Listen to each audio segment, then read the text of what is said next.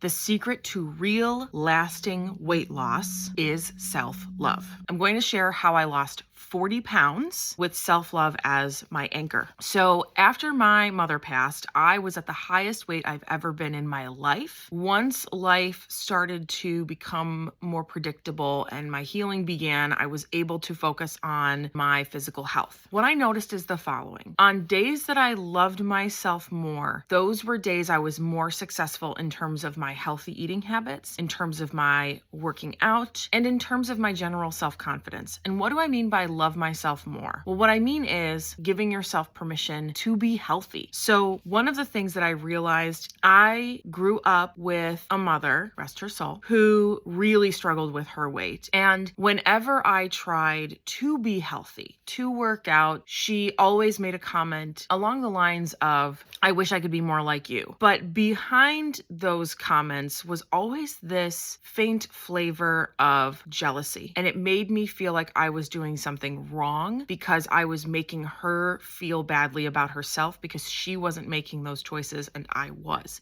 And so for me, being healthy was synonymous with hurting others subconsciously. And additionally, I was surrounded by people who did not want to see me thrive. And I had friends at the time who were threatened when I was successful, who were threatened when I looked too good. I decided to shrink myself, or rather, I decided to enlarge myself so that I could make people comfortable around me by not being too successful, too pretty, too thin. And all of those choices I made because I lacked self-love and self-worth. So as life progressed and I realized this pattern, I discovered that if your friends don't love you when you're successful, but they love you when you're struggling, those people are not your friends, they're your enemies, and you should leave them.